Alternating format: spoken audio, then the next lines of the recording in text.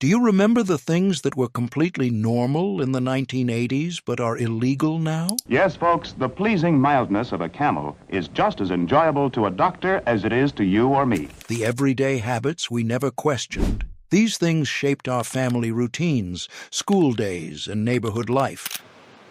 Pull that rubbish away!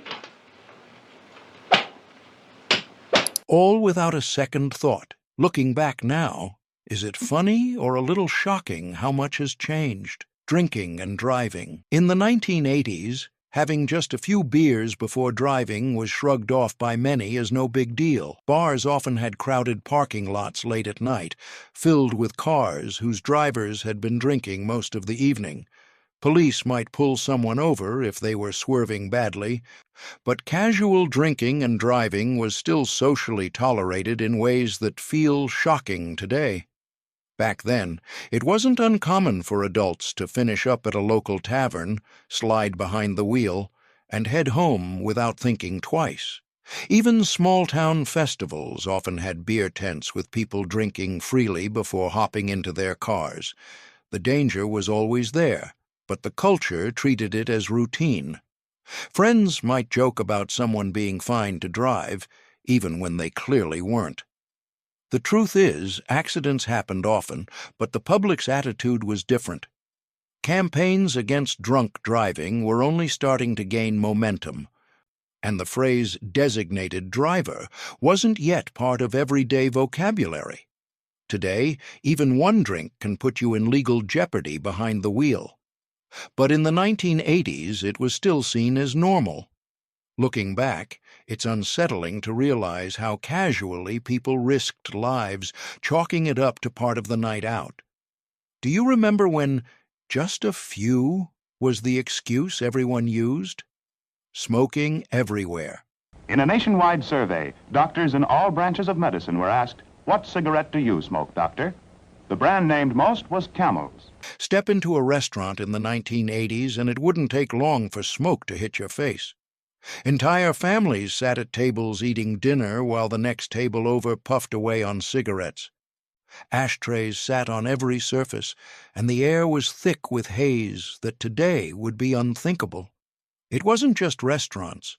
Parents smoked in cars with the windows rolled up, while kids sat in the back seat coughing quietly. Grocery stores had shoppers strolling down the aisles with a cigarette hanging from their lips as if it were the most natural thing in the world. Children often carried the smell of smoke in their hair and clothes, no matter where they went. Health warnings were starting to appear, but they were drowned out by the cultural acceptance of smoking everywhere. Non-smokers had little choice but to breathe it in, whether they liked it or not. Smoking sections in restaurants existed, but they were often nothing more than a line of booths separating smokers from non-smokers, with smoke floating freely between them. Looking back, it's astonishing to think that families once tolerated meals eaten in a cloud of second-hand smoke. What was considered everyday life then is illegal in most places now. Do you remember when restaurants handed you an ashtray before they handed you a menu? Cigarette vending machines for kids. In the 1980s, you didn't need to be 18 to buy cigarettes. You just needed spare change. Vending machines stood inside bowling alleys, diners, and even some grocery stores stocked with packs of Marlboro or Camel. No ID, no questions. Just put in your quarters, pull the lever, and out came a fresh pack. Teenagers often took advantage, slipping away from parents to try their luck. Some machines even had images of cartoon camels or cowboys printed on the front, giving them a strange sense of legitimacy. It was as easy as buying a candy bar, and nobody thought twice about it. Of course, the tobacco companies knew exactly what they were doing. These machines were placed in places kids frequented, ensuring that the habit started early. Even adults who didn't smoke saw nothing unusual about the glowing cigarette machine sitting against the wall, humming quietly in a family establishment. By the 1990s, these machines were being phased out under new regulations, but for a generation of kids, They were the easiest way to sneak a smoke. Looking back, it's hard to believe that buying something addictive and dangerous was once as casual as playing a pinball machine. Do you remember the clank of the lever and the thrill of pulling a fresh pack into your hands? Realistic toy guns. Oh, my big Tracy Snub 38, Al. If you were a kid in the 1980s, chances are you had a BB gun or cap gun that looked almost identical to the real thing. Painted black, heavy in the hand, and shaped with realistic detail, these toys were designed to mimic actual firearms. Kids would run through neighborhoods playing cops and robbers with what appeared to be real pistols. Back then, nobody raised an eyebrow. Neighbors saw kids sprinting down the street with toy rifles and barely noticed. Police might glance, but often assumed it was harmless fun. Parents even encouraged it, seeing the toys as a rite of passage for boys learning about responsibility. The risks were obvious, even then. A toy that looked so real could easily be mistaken for a genuine weapon, especially in tense situations. But in the 1980s, the culture dismissed those fears, treating them as part of childhood. It wasn't until much later that laws began requiring bright orange tips and neon colors to separate toys from real firearms. Looking back, it feels chilling to remember kids waving black-painted toy guns in public without fear. Today, the same situation could lead to tragedy. Do you remember gripping a toy gun that felt more like a weapon than a toy? Kids buying fireworks. The 4th of July in the 1980s meant fireworks, and kids had no trouble buying them. Roadside stands sold Roman candles, bottle rockets, and sometimes even M80s to children with just a few dollars in their pocket. The thrill of walking up to a wooden shack filled with explosives was part of the holiday. Parents often turned a blind eye. Some even sent their kids to buy the fireworks while they got the grill ready. No ID, no rules, just the cash exchange and a paper bag full of sparks and danger. It was almost a childhood tradition to light fireworks with little or no adult supervision. Of course, accidents were common. Burns, lost fingers, and neighborhood fires were part of the risk. But the culture shrugged it off as kids being kids. By today's standards, the idea of handing powerful fireworks to unsupervised children feels reckless. But in the 1980s, it was normal. Looking back, it's both nostalgic and unsettling to remember how casually fireworks were sold to kids. The freedom felt exhilarating, but the danger was always one wrong move away. Do you remember clutching a bag of bottle rockets like it was treasure? Riding in pickup truck beds. In the 1980s, riding in the back of a pickup truck wasn't just transportation, it was an adventure. Kids piled in after Little League games, sitting on the tailgate or bouncing around in the open bed as the truck rumbled down the road. The wind whipped through their hair, and it felt like freedom itself. Parents allowed it without hesitation, often waving as the truck drove off with kids standing upright in the back. Weekend parades, church picnics, and neighborhood gatherings all featured lines of trucks filled with children laughing and waving. Safety was barely an afterthought. Of course, the risks were immense. One sharp turn or sudden stop could throw passengers onto the pavement. But in the 1980s, the focus was on fun and togetherness, not potential accidents. It was simply how kids got around, especially in rural communities. Today, it's forbidden in most places, but the memory of riding in the back of a truck under a summer sky is hard to forget. Do you remember gripping the side of a pickup bed, laughing as the world sped by? Station wagon free range. Seating station wagons in the 1980s were rolling playgrounds for kids. With no seatbelt enforcement and wide, flat cargo spaces, children sprawled across the back on long road trips.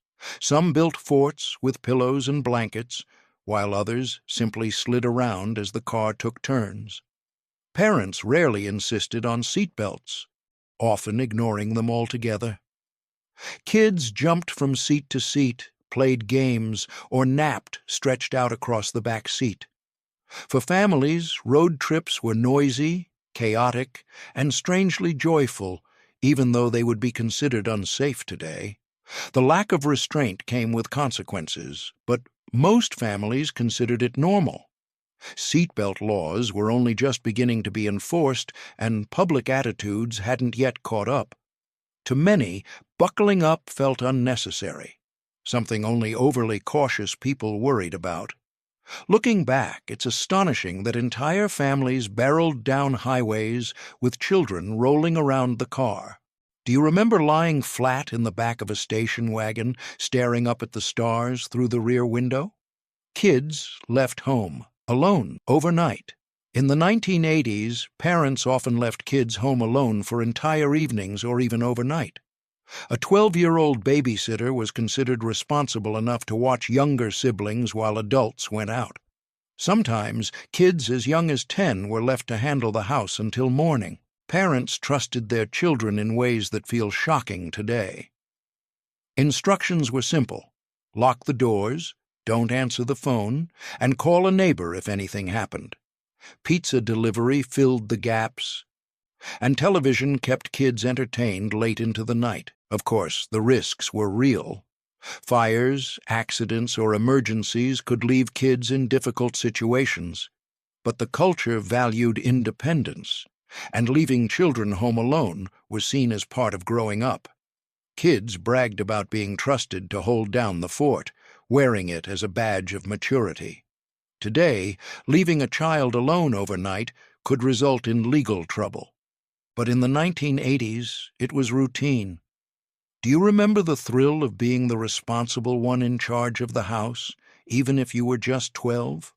Parents giving kids sips of alcohol. Family barbecues in the 1980s often had a familiar sight: parents handing a child a sip of beer. It was framed as harmless, a way to teach responsibility or demystify alcohol.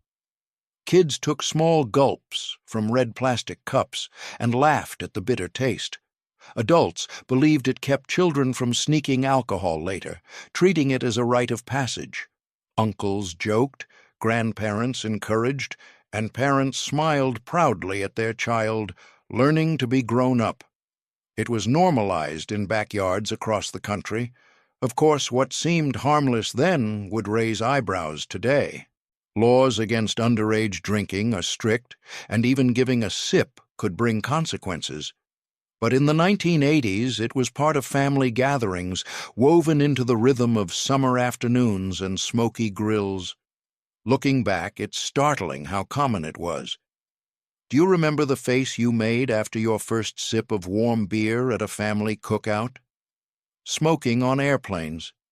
In the 1980s, airplanes had smoking sections. Passengers could light up mid-flight, filling a pressurized cabin with smoke while hundreds of strangers sat inches away. Ashtrays were built into every seat, and the smell lingered long after a flight landed. Families flew cross-country while sitting in rows, divided only by a flimsy sign that said smoking and non-smoking. In reality, the smoke drifted everywhere, making the entire cabin smell like an ashtray. Flight attendants walked the aisles, serving coffee in one hand and collecting cigarette butts in the other. Health concerns were raised, but airlines continued to allow it, catering to the smoking culture of the time. Children coughed quietly. Non-smokers complained, but the majority accepted it as unavoidable. It was simply part of flying in the 1980s.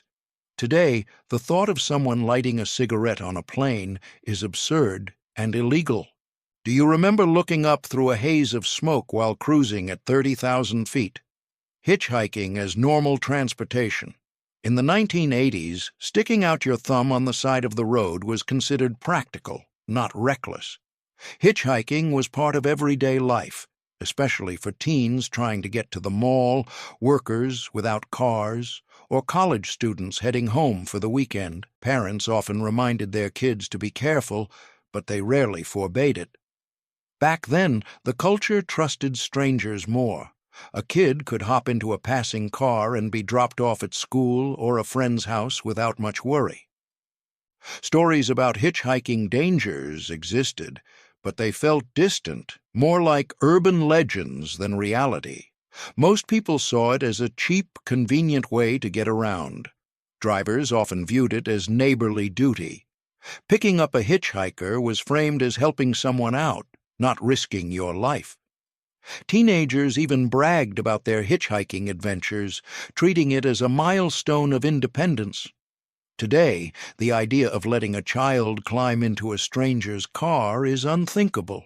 Laws, awareness campaigns, and tragic headlines ended the practice, replacing it with strict warnings.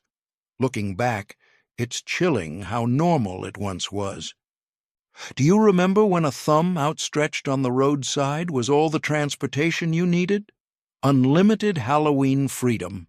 Halloween nights in the 1980s stretched on for hours. Kids wandered neighborhoods long after the streetlights flickered on, sometimes staying out until midnight. Parents rarely tagged along. Halloween was for children, and adults stayed home to hand out candy. Groups of kids walked miles away from home, crossing busy streets, climbing porch steps, and filling pillowcases with candy until they were too heavy to carry. Older kids pranked each other with shaving cream, toilet paper, and eggs, while younger ones ran from house to house without supervision. The darkness only added to the thrill.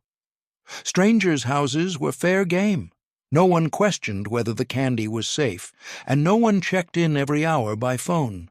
Parents trusted kids to return when they were done, even if that meant after midnight.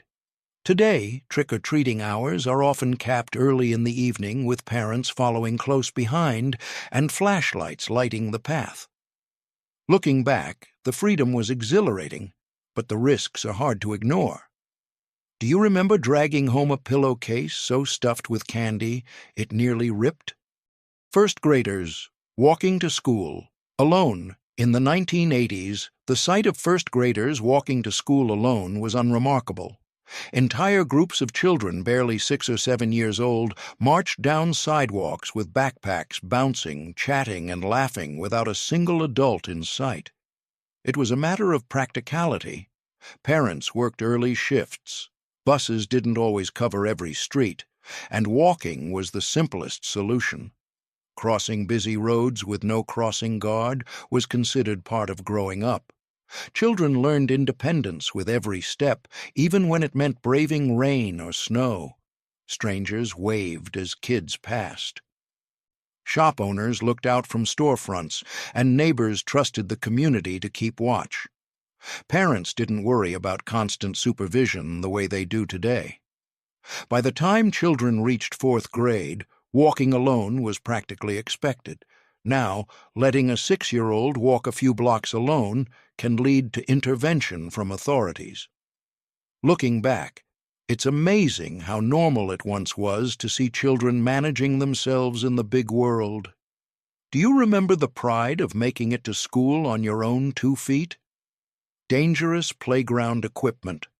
Playgrounds in the 1980s were built less for safety and more for durability. Swings, monkey bars, seesaws, and towering metal slides stood proudly on surfaces paved with asphalt or concrete. If a child fell, and they often did, the impact was hard and unforgiving. Metal slides scorched bare legs in the summer sun, and merry-go-rounds spun so fast they sent kids flying. Monkey bars stretched high, daring children to climb higher than they should. Cuts, bruises, and even broken bones were part of the package, and kids wore them like badges of honor. Parents rarely intervened.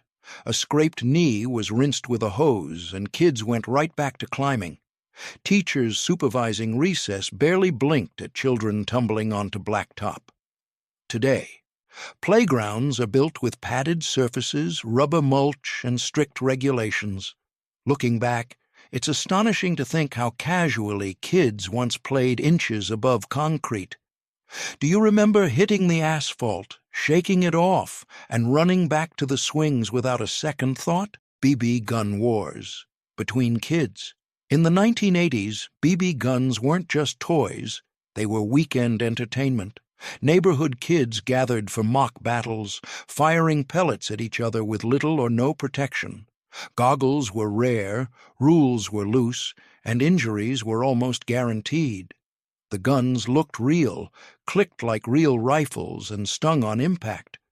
But for kids, the sting was the fun. Welts and bruises were shown off like trophies after a long afternoon of shooting. Parents often shrugged, treating it as harmless boyhood fun. Of course, the dangers were serious. Pellets could damage eyes, teeth, or skin, but the risks were overshadowed by the thrill. BB gunfights were seen as the natural extension of toy gun battles, just a little more grown up. Biking without helmets or safety gear. In the 1980s, riding a bike was freedom, and safety gear was almost non-existent. Kids flew down steep hills, popped wheelies, and raced through traffic with no helmets, lights, or reflectors. A scraped elbow was a badge of honor, and a headlong crash was just part of the day. Parents watched from porches, but rarely insisted on helmets. Helmets were for motocross racers or kids with overprotective parents, not for everyday riders. Night rides were common too, with only the moonlight to guide the way. Many kids modified their bikes with baseball cards clipped to the wheels, making them sound like roaring engines. Others stripped off their brakes to make the bikes lighter, even if it meant stopping with their feet. Summer evenings often turned into impromptu races with whole blocks of kids daring each other to go faster. Parents might glance out the window, but rarely stepped in to stop the chaos. For kids, the bike was more than transportation. It was a badge of independence. Children rode in packs, weaving through intersections, cutting across fields, and daring each other to go faster. Crashes sent kids flying over handlebars, but they picked themselves up, brushed off gravel, and kept going. Unsupervised public swimming. Public pools in the 1980s often operated under a simple rule: swim at your own risk. Children dove, raced, and roughhoused in the water without a lifeguard in sight. Signs warned swimmers, but no one seemed to care. Parents dropped their kids off at the pool for the afternoon, trusting them to manage on their own. Cannonballs splashed into the deep end. Games of chicken toppled kids into the water, and accidents were common. Yet it was all considered part of summer. The smell of chlorine clung to everything, from swimsuits to towels, while kids played for hours under the hot sun. Older kids sometimes acted as unofficial lifeguards, shouting advice, but joining the roughhousing themselves. Pool toys, rings, rafts, and plastic noodles added more chaos as fights and games blurred together. Snack bars sold sodas and candy, fueling even wilder play. Parents often returned hours later to find their children exhausted, but still unwilling to leave. When accidents did happen, older kids or nearby adults jumped in to help. Communities trusted themselves rather than trained staff to watch over swimmers. Dangerous school chemistry labs. In the 1980s, school chemistry labs were stocked with chemicals and equipment that would never be allowed today. Open flames, toxic powders, and glass containers sat on counters, often handled by unsupervised teenagers. Experiments included real acids, volatile reactions, and the occasional intentional explosion when students pushed the limits. Teachers encouraged curiosity, but sometimes left the room, trusting students not to get carried away.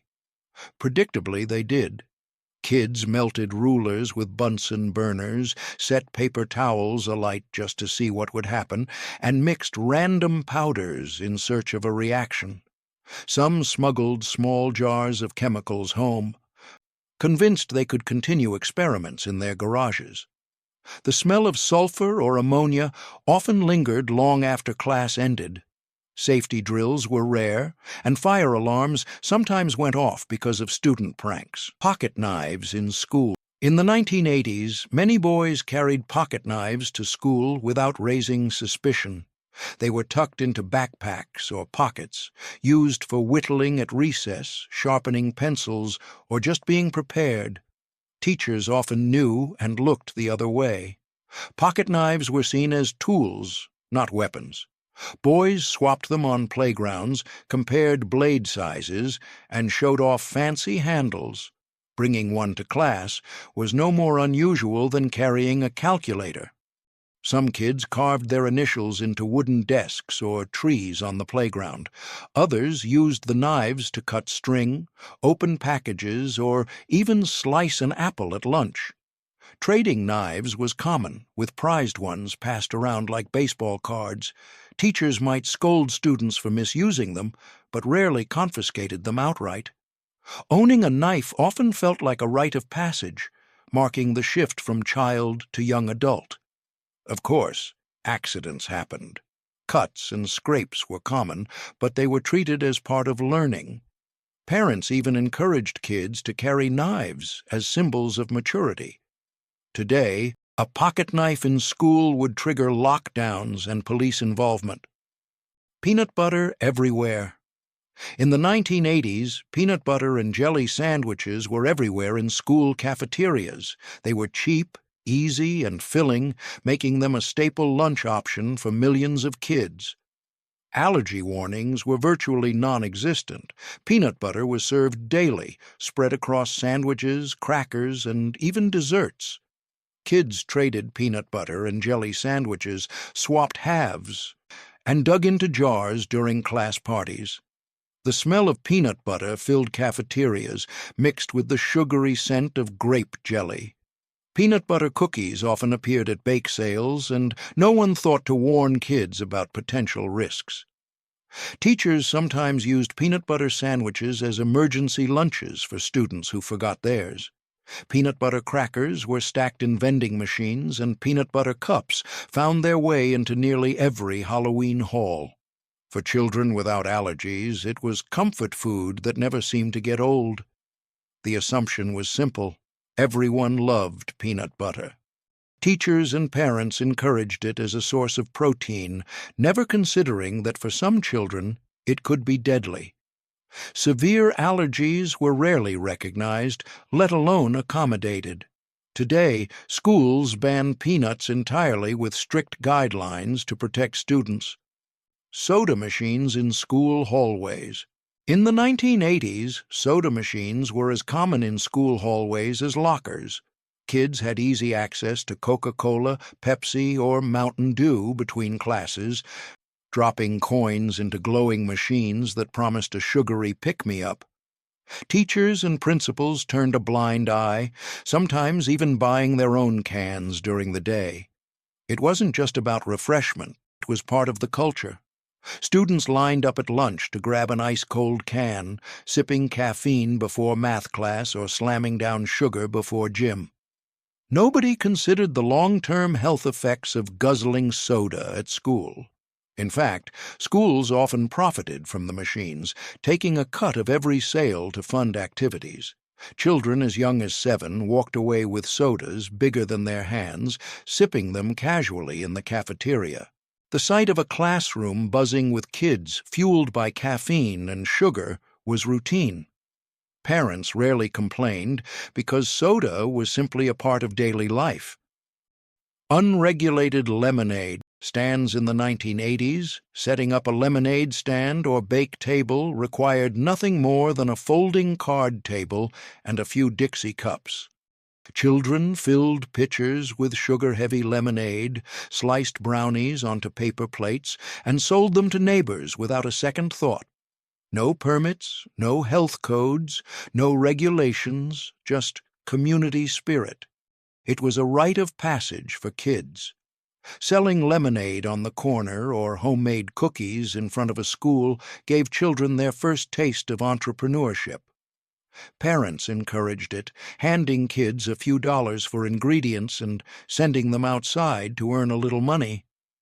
Strangers stopped without hesitation, dropping coins into jars and chatting with the young sellers. The ingredients were never inspected, and sanitation wasn't even considered. A dirty pitcher or sticky countertop didn't scare anyone. It was understood that kids were just having fun, and neighbors trusted them. School bake sales. Without labels, school bake sales in the 1980s were a free-for-all of homemade treats.